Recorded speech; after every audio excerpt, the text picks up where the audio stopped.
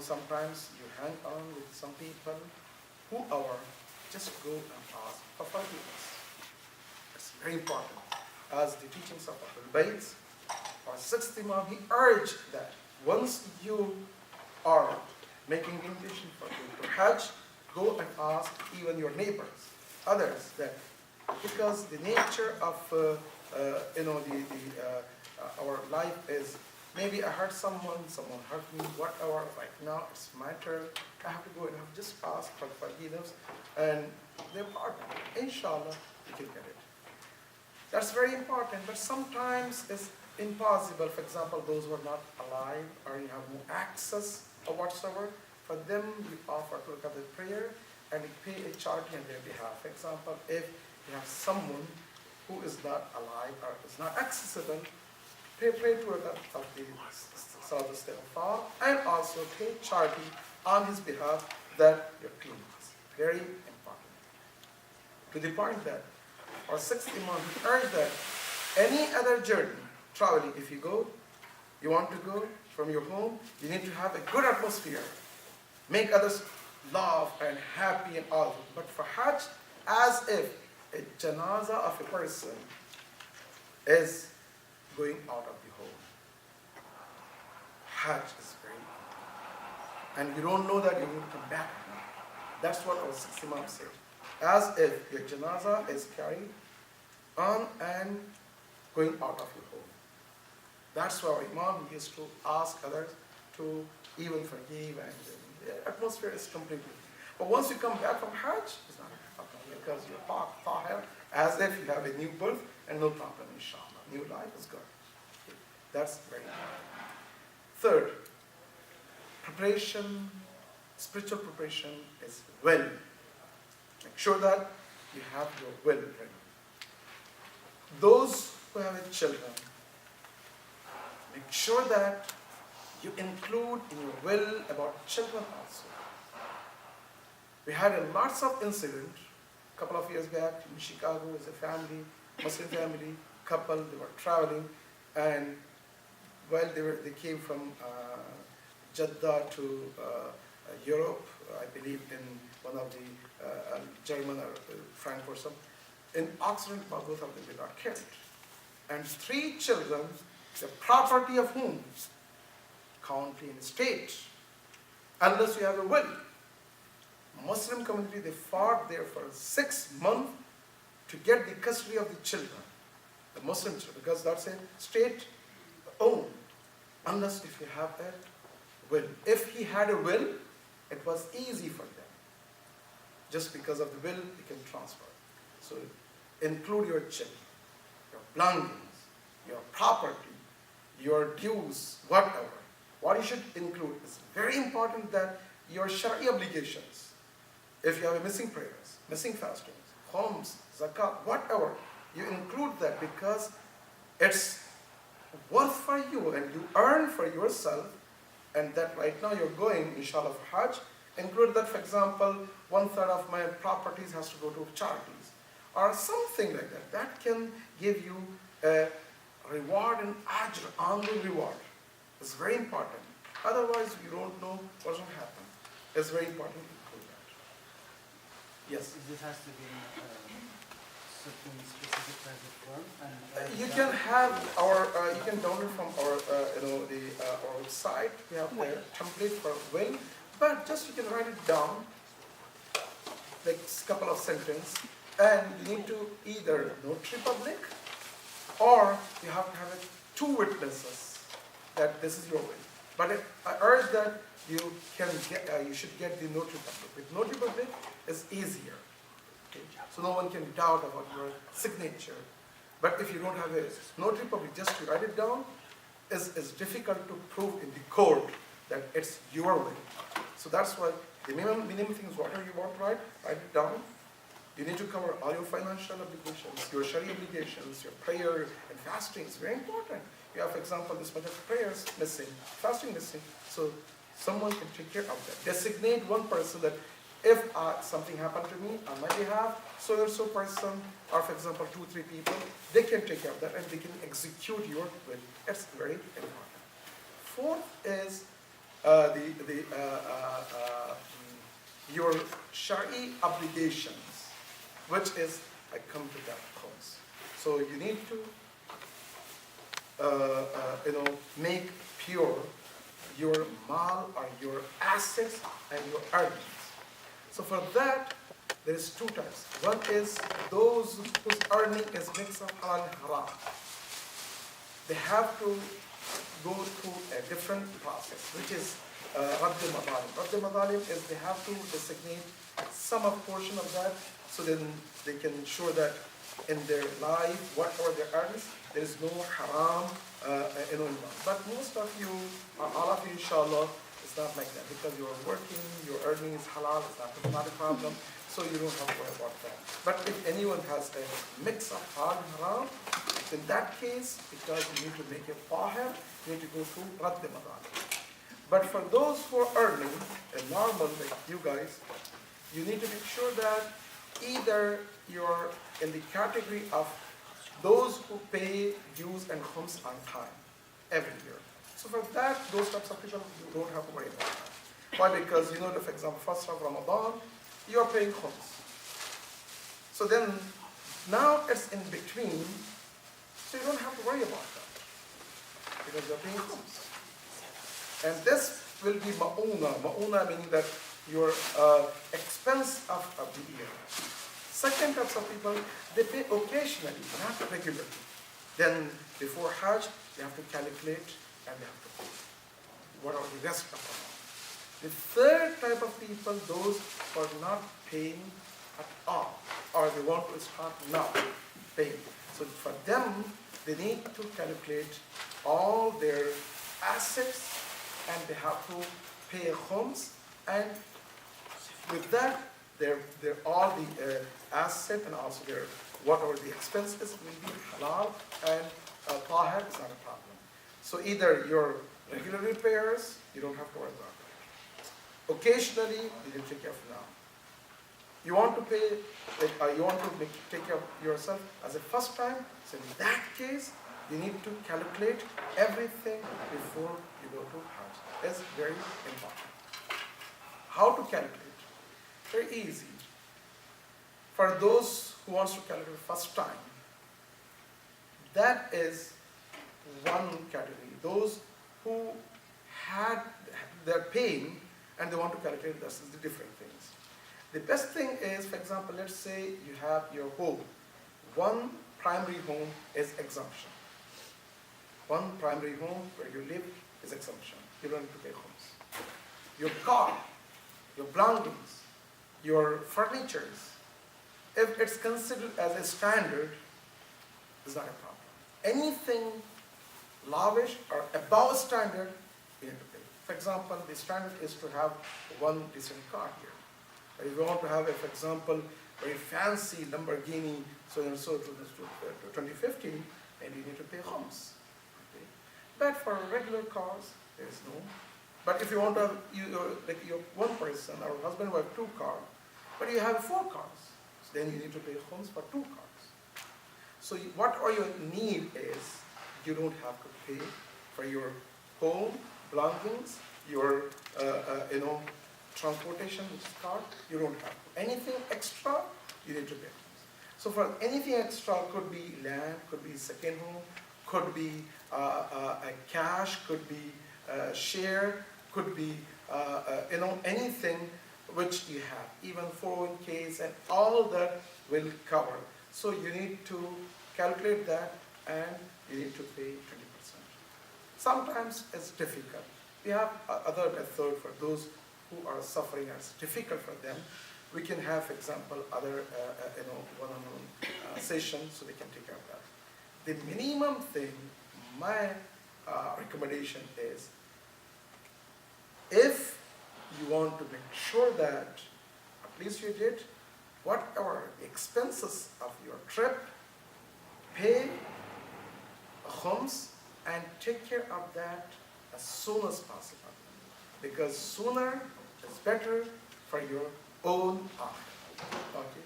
So these are the 4 types of preparation, which is physical, educational, financial and also spiritual. If you have these four preparation, alhamdulillah, you're good and you are ready to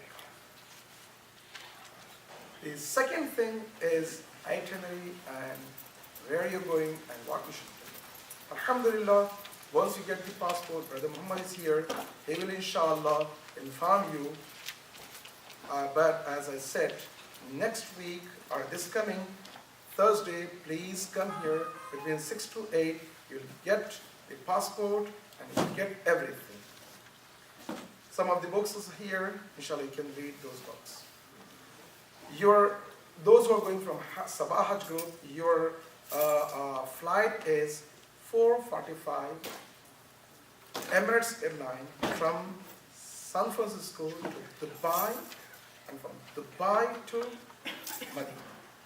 And coming back from Jeddah to Dubai, and from Dubai, some of those who are going side trips, they can go, or majority of you are coming back, they come back from Dubai to San Francisco.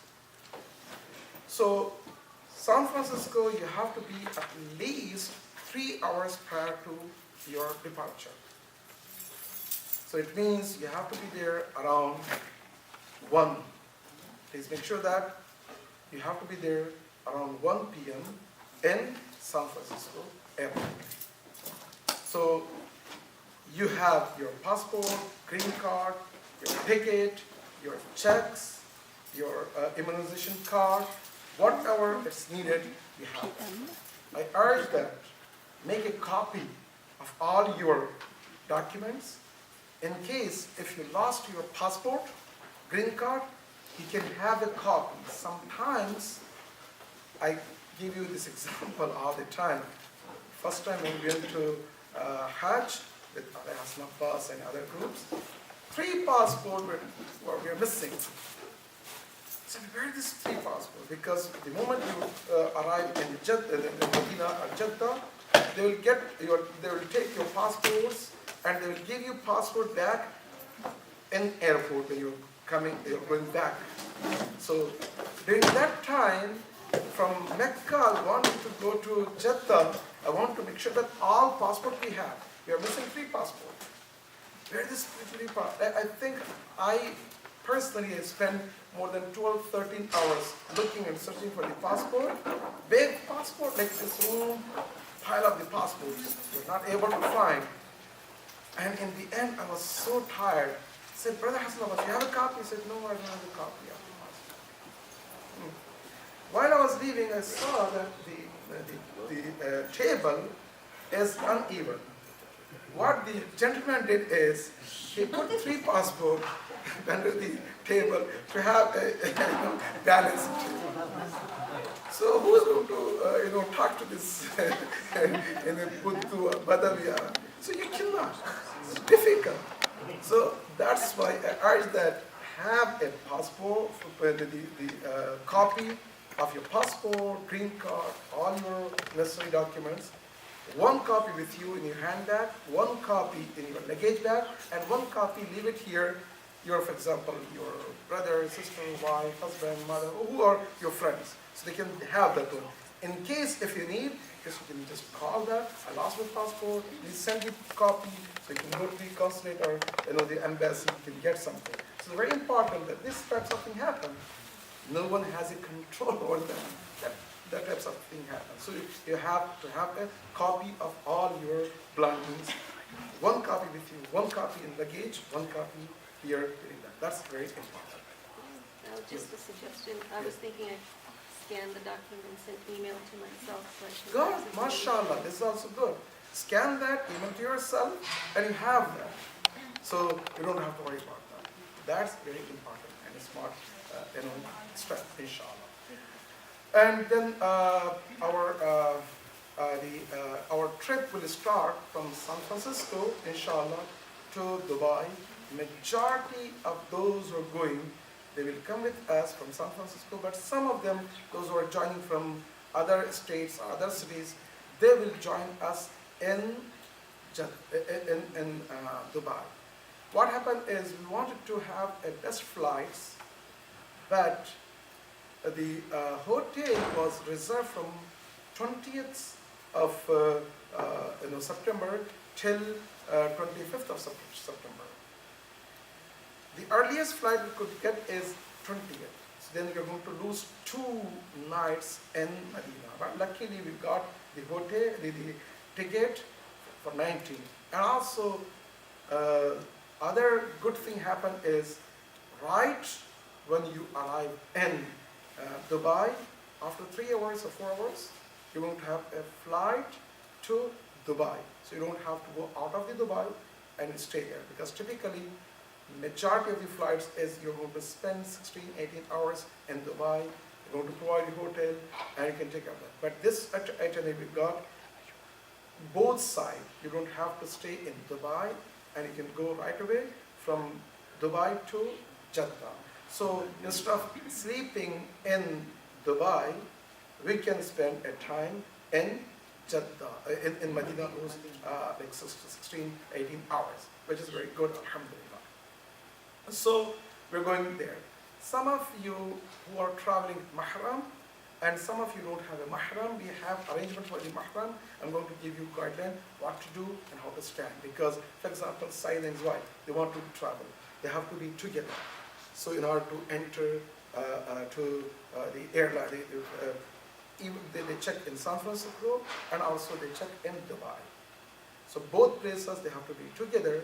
You can present that, yes, the husband and wife, otherwise there is no mahram, they don't allow. But those who are not traveling with the mahram, we have some other arrangement.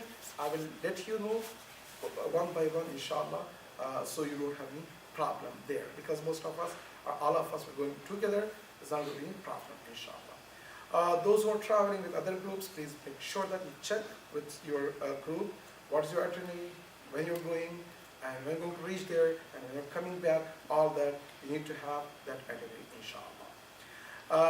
The hotels in Medina, we're going to, inshallah, once you're going to get the passport and visa, everything, you're going to get the address of that. So in Medina, we have Al Haram Hotel, and from Medina, we're going to, inshallah, travel to Mecca. And I remember that we used to go from here to Jeddah and from Jeddah to Medina. From Jeddah to Medina was the worst experience majority of the caravan they have. And I don't know, some of you maybe are traveling from here to Jeddah, make sure that you need to prepare yourself that if you're traveling to Jeddah, in Jeddah, the waiting period is at least 6 to 8 hours to just come out of the airport, and the airport also so big and has no facilities. There's going to be lots of difficulties. And also from Jeddah to Medina, the transportation is not pleasant. So, alhamdulillah, majority of the groups, including our group, we're going to Medina. We will escape that hardship part, and we don't have to suffer that one. In Medina, we have a Al Haram Hotel, which is very close to Haram, walking distance, and alhamdulillah, two meals which I mentioned, breakfast and dinner, and you can have that. And this hotel is very close.